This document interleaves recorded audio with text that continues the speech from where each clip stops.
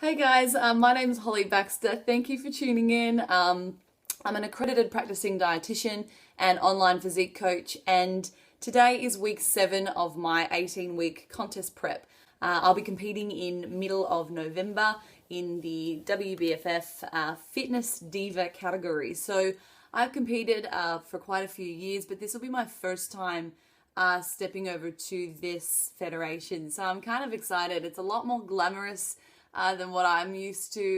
I guess I feel like it's a lot less masculine than what I'm used to. So I'm kind of excited for this. But nevertheless, this week's topic for this video is going to be a frequently discussed question from clients of mine. And that is, what can I do if I have a blowout when it comes to nutrition? And I think the expectation for me as a coach is that everybody at some point during their contest preparation is going to have a day or multiple days where they might go over their macros, whatever it is that they're following. It might be that they're on a regimented meal plan and they just totally don't follow it and they eat whatever they like, or they blow out their flexible dieting macros, that type of thing. So I have a really great example that I can put to you guys this week from my experience and how I kind of counteract a higher calorie day. So I'm going to actually run through with you what I ate on Thursday of last week. So today is Monday, my check-in day. But for the record, I actually have done fantastic this week. So with regard to my weight loss, I have an expected rate of loss of around 700 grams per week. So if you go back to week 1's videos, I go over how I actually set up for a contest preparation. So I look at my nutritional strategies and my training. So I've kind of set my bare minimums with regard to what I want to be on those final few weeks leading up to the show. And then I've worked back up to the week 18. So I did a really great reverse diet. I got my macros up really high so that I could actually kind of strategize what my nutrition would be coming into the show. So do check that out. So yeah, my rate of loss is 700 grams per week. And I killed it this week. I got, I think, 800 grams or 900 gram weight loss. So going into the week, I started at 69.4 kilos was my Monday of last week's weigh-in. And this morning I have weighed in and my weight is now sitting at 68. So I'm very happy with that progress. Obviously, you don't want to be looking for anything too drastic, which is why I have looked at my starting competition weight and what my stage weight approximately should be sitting at, and my body fat percentage, and then I've worked out what is a realistic weekly achievement with regard to weight loss and body fat loss. So Thursday, my blowout of all blowouts. This is phenomenal, and I mean, I think it's really important that you have your macronutrient targets set for a reason, and they need to be realistic for you. And these are really achievable macros. I just had a day where my family was taking some time off work. More than likely wasn't going to be able to see them for a long time. So I thought, well, I'm going to take this day and I'm just going to enjoy it and have whatever I want to have to eat or drink.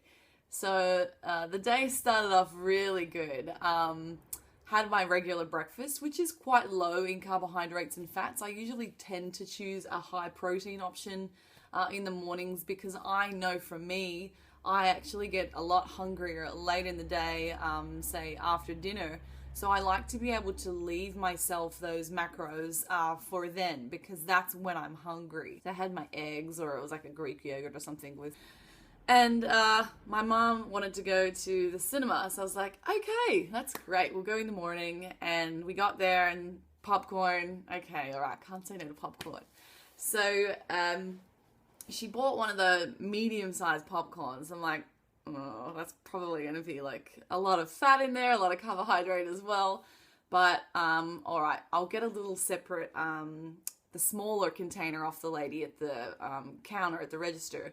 and I'll just fill like half of it up. So at least I was controlling my portion size.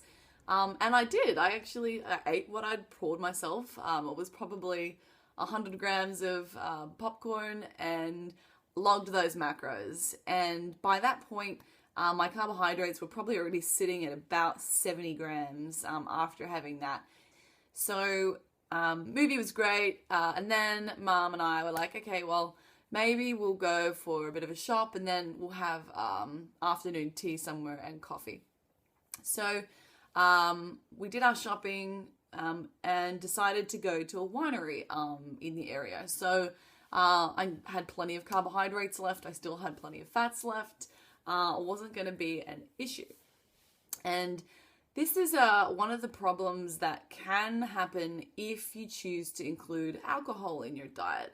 For me, it was only going to be one glass, but it's the ramifications that took place thereafter when you have alcohol in your system is what is of concern for me, not only for myself, but for when I'm coaching clients. So we went to the winery, we did a full tasting of all of the wines, and then we ordered a glass of wine, and it was pretty late in the afternoon and we were still really hungry.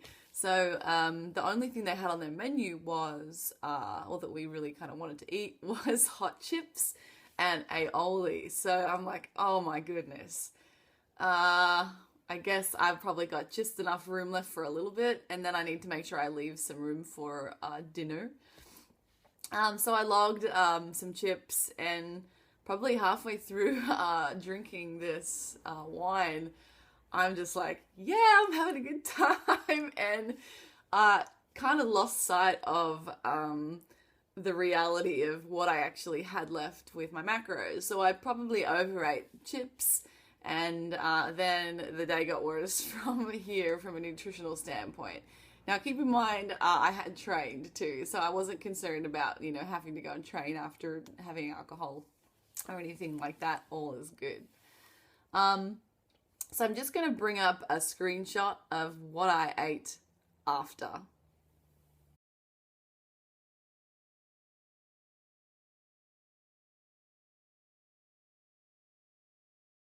So you can see there, after my glass of wine, my ability to control my cravings for food clearly goes down. And this is the same for a lot of people. I have no issues with the actual consumption of the alcohol. It was 175 mils of red wine in total. But I went out and had a bowl of oats with honey and sugar. I'd made Anzac biscuits, so I had 3 Anzac biscuits, and these were like awesome Anzac biscuits, which I had allowed for like 1 per day. So I had 3 of those. I also had a protein bar when I was sitting there working, and then I was eating a protein bar when I was sitting in bed, and I was like clearly way over my daily caloric intake, and I just didn't care. The point of this alcohol isn't necessarily a problem in itself if you can fit it within your macros, and I do have a video that I just put up on how to actually track your macros accurately. You can then make an informed choice if you need to or would like to include a drink or something like that for celebrations. So check out the YouTube video for that. But yeah, it totally skewed the rest of my day and my control mechanisms for and hunger. So what I'm about to show you is how to actually get yourself back on track if you have had a crazy blowout day like this. You might have gone out for dinner with friends and you've just, ordered the worst meal on the menu. You've had alcohol, then you've gone out and had donuts or ice cream. In fact, I had ice cream too with berries on that day as well. The next steps will be what you can do to counteract this. The first thing that you're going to need to do is calculate how much you've gone over by. Now, for me, I had my set macronutrient targets at 160 grams of protein, 50 grams of carbohydrates last week, and 50 grams of fats. So what I did were to add up what my total calories were from fats and add up what my total calories are from carbohydrates. I didn't go over my protein, it was just those two, and by quite a significant amount. So to do that, I'm a kilojoules person. If your calories, doesn't matter. I took what I had set for my weekly fat target. So it was 50 grams, and I've times that by 7. And that's going to give me a total weekly fat intake, okay? And you do the same thing for your carbohydrates. So I had my carbohydrates set, I think it was 150 grams last week, and I added up that by 7. So you're going to end up with 2 numbers here. Then I added up what I had already done with my fats for the entire week. So I added up my fats that I hit on Monday, Tuesday, Wednesday, and then Thursday, my high day, and got a total number. So where was I at with my fats in comparison to what I need to achieve now for the rest of the week if I want to be compliant by Sunday? So I have obviously already kind of crept into my Fridays fats intake and my Saturdays and my Sundays by going over by so much. Rather than completely fasting on Friday, which is not, I don't encourage you to do this because it tends to have a bit of a roll-on effect. Now, that's not to say I haven't done this before.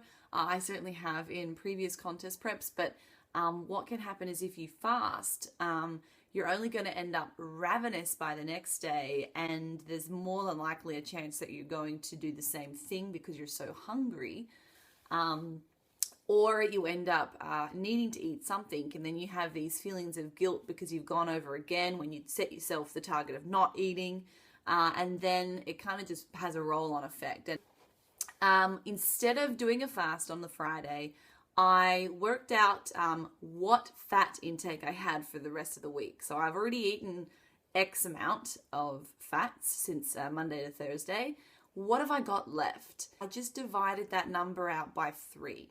Okay, so for Friday, Saturday, and Sunday, I had to scale right back on my fats. Okay, so I think it worked out to be about 33 grams of fats per day for the next 3 days. Usually it was 50. Sorry, Hole, if you ate all of your fats for a whole day, you're going to have to make some kind of sacrifice to gain some of that back. So that's exactly what I did. I'm going to come out with that nice number that I'd set myself by Sunday.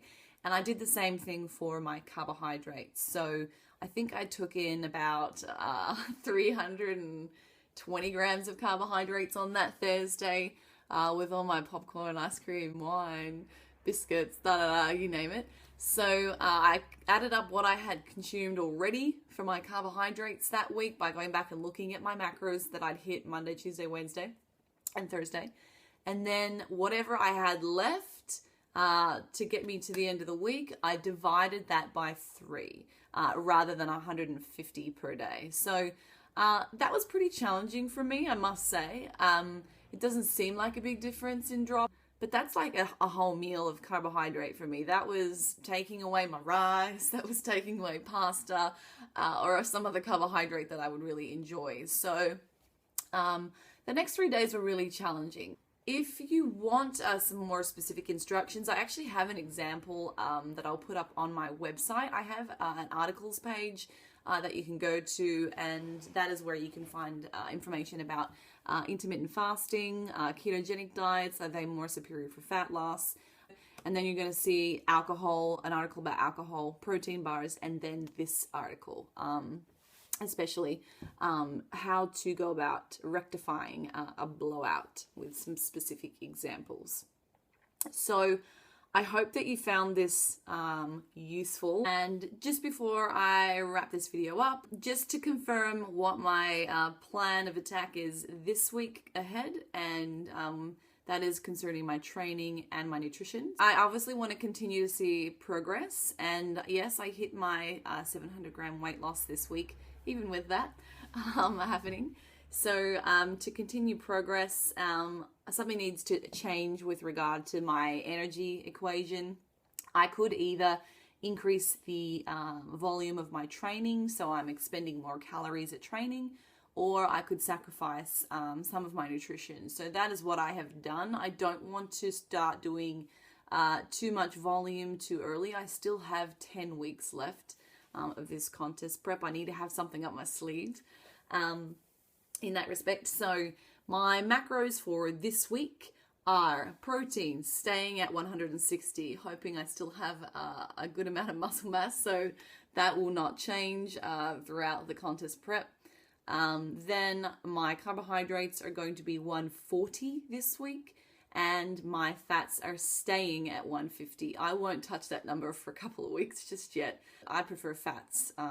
If I'm going to go over in something, it's fats. So I would rather pull back from my carbohydrates because I find it easier to eliminate those if I need to. And it doesn't actually make any difference where your macros are coming from if your protein and your calories are equated for. So it makes no difference to your progress with regard to fat loss. My training volume and my training split, I have 2 upper body days. One includes arms, one is just back and shoulders. And I have 3 lower body sessions. So one focuses on hamstrings, one focuses on glutes, and one focuses on quads. And I do a little bit of calf work in all of those at the end. For my cardio, I do 3 sessions this week.